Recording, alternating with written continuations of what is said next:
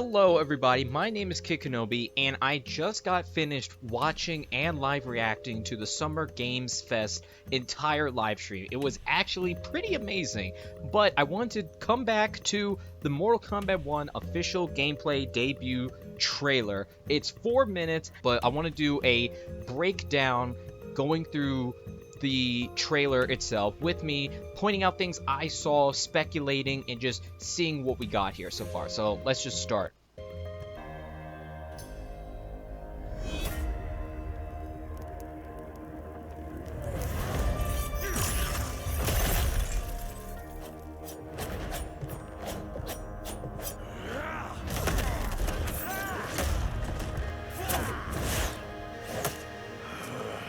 Okay, so the trailer immediately starts out. We have Sub-Zero up here overlooking a balcony, zoom in, and he seems to be attacking Kung Lao and somebody else. I don't know who that is yet. It could just be a character there, but we also see Scorpion. That dude just gets absolutely fucking decked. Ooh, meaty hits. Is this man about to really hit me with the wooden hat? I'll get you, bitch! I have had enough of you. Then go, before I put you down. Fight!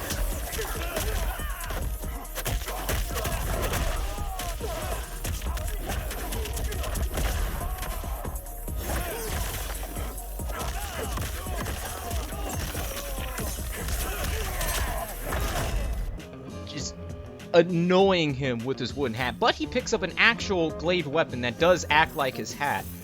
So it could be an upgrade he eventually gets, or it's just that's what he's going to be using now in this. But the visuals here, you can see on the facial motion capturing, it all looks amazing. Alright, Sub-Zero has some of his basic moves from Mortal Kombat 11. Kung Lao doing his aerials. But without his hat, you can see he does not even have his hat, but he has his basic speed Ip Man punch.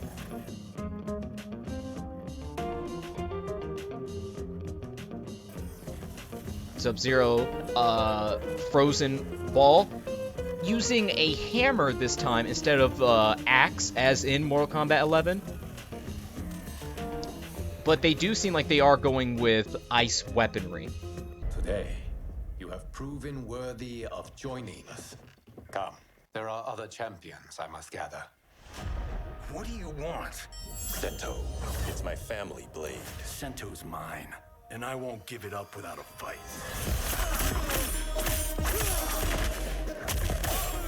And here we go, Fire God Liu Kang. And here, it's very interesting seeing how both Sub-Zero and Scorpion have like similar designs, but Scorpion seems to not be an undead revenant. Sub-Zero and Scorpion are brothers now. And here we have Kenshi walking up, breaking into Johnny Cage's apartment, trying to get his ancestral sword. And you can see his hand here is all messed up and demonic.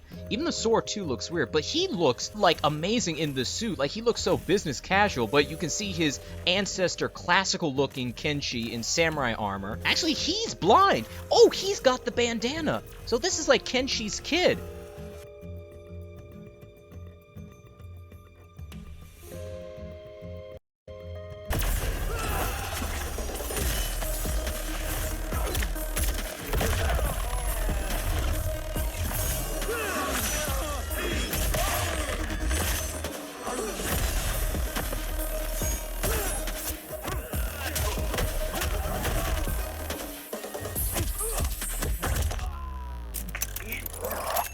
And here we have the super move, but it looks like it's activated. Jesus Christ, that dude's so fucking dead. But look, we got X-Rays back. Actually, I do have to pause, and I can't just do this all like in one go, but a really interesting facet here is, what does this look like to you? This.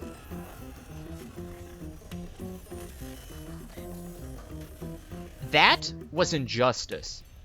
That was the way Injustice 1 and 2 did their super moves, where you have a cutscene, it's the person who does a pose, they make contact, it resumes the animation, but this time you have the cameo character. So it seems like the cameo character does the initial hit, dips out, and then it's the main character who follows up with their own special attack. And look at that. Look at those beautiful bones. Look at all that blood. Explosions, and then you cut back. So it's also flashy too. Yeah, Johnny Cage. Now, look at that cinematic camera angles of all this motion. This looks so amazing. Every hit, the nut shot is back. Enough! Okay, let's go back to one here. Who are you again? Lord Liu Kang, protector of Earthrealm, god of fire.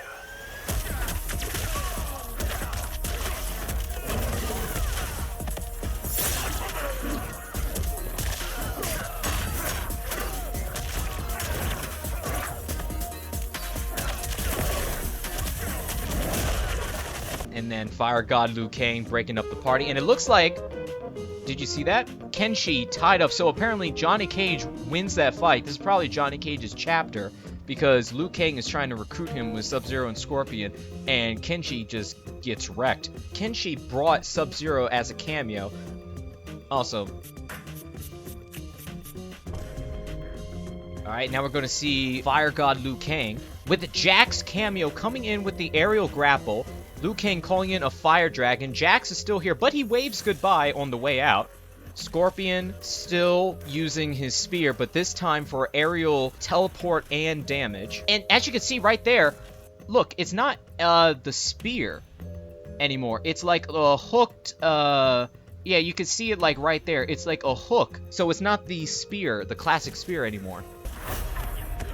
You have skills, Raiden, but you're inexperienced. Whatever experience I lack, I make up for in heart.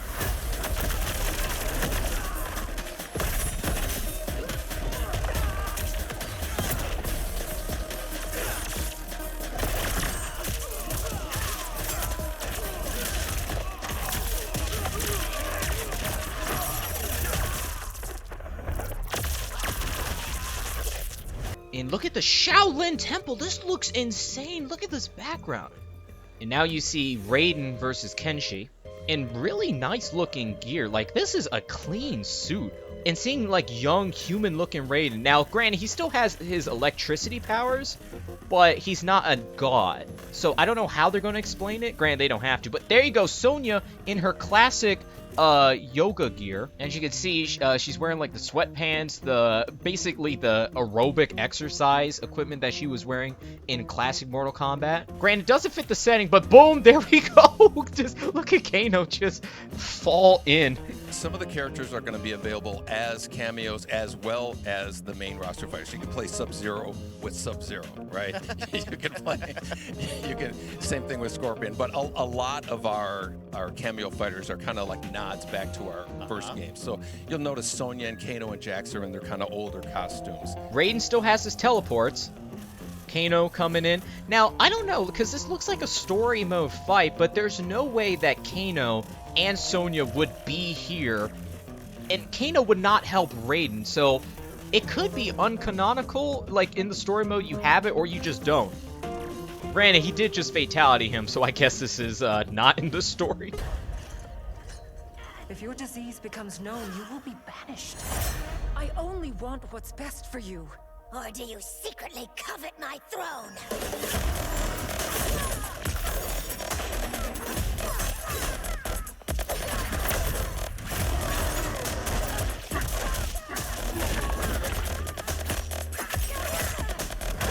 Now this is very interesting. So it seems like Melina is being treated in the background because she's got some crazy Tarkatan disease. And what did we just see there? Alright, we also saw Sonya and Goro. That was Goro. And you can see Melina is like transforming. You can see it in her eyes right here. So yeah, it seems like something is happening to Melina, and she was apparently normal before, and she's not a creation of Shang Tsung's flesh pits. It's something totally different now. But Katana, like, oh my god, like, just look at this stage. Look at this. Look at all these plants, and like, this would kill a PlayStation 4. Goro coming in, but if you notice, it's a different looking Goro, different face Goro, different outfit Goro. He kind of looks like Mortal Kombat X Riku, that guy. So he's not wearing his classical gear. And that's the thing of Sonya was wearing classical gear, Kano was wearing classical gear, Goro is wearing modern or different gear. He looks like he fits in here, almost as if like the Tarkatans, no, what the fuck is Goro's species? He is part of this area, so he almost looks canon. And he even has a green energy effect that he did not have before.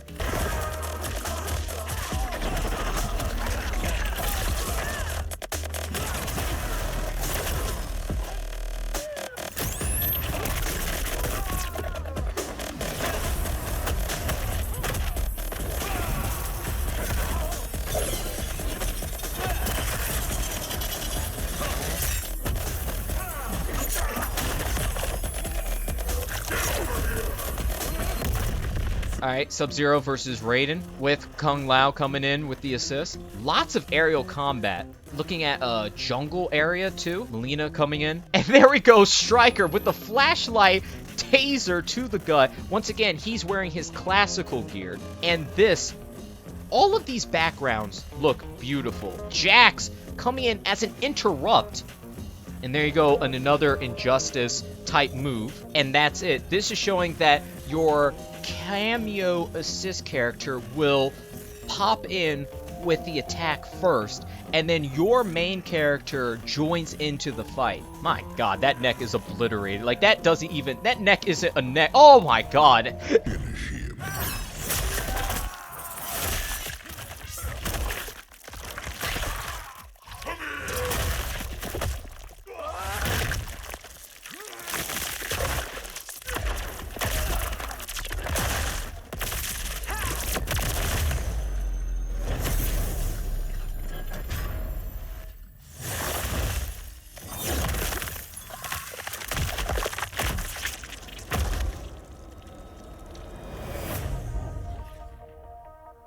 They took assets from Injustice. Oh, Johnny. Poor Johnny. And there you go. And Kano, unless he's main roster, cameo characters can also do fatalities.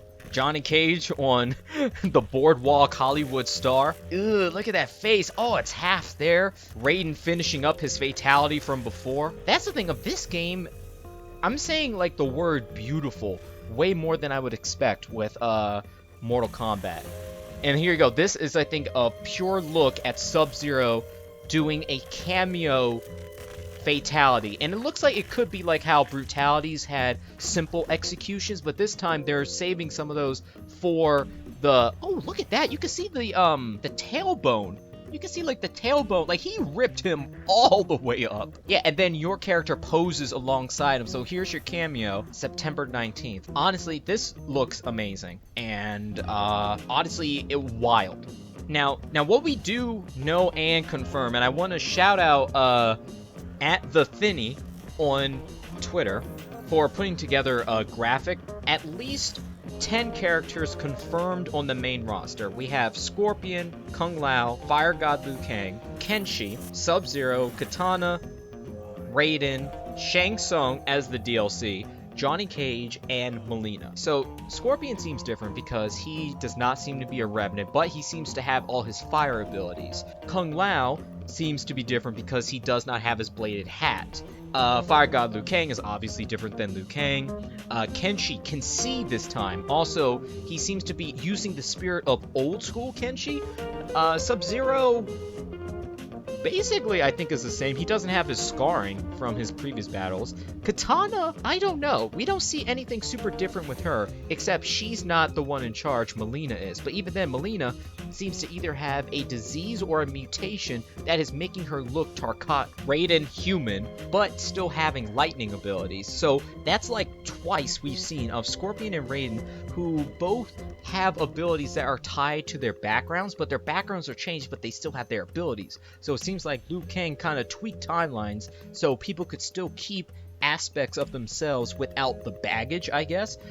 Johnny Cage did not see a lot of his green energy. Did not see a lot of that, but we did see, like, his general personality, and honestly, I'm glad he's in it as both a main character and a cameo. It's MK1, right? It went from 11 to 1, so tell us about this. Is it a new timeline? Yeah. I don't know how many people have seen the ending of Mortal Kombat 11. Liu Kang basically was kind of graduated into like, a fire god, right? And he created a brand new universe. And this universe, this is why we're calling it Mortal Kombat 1, is because this is the beginning of a new timeline.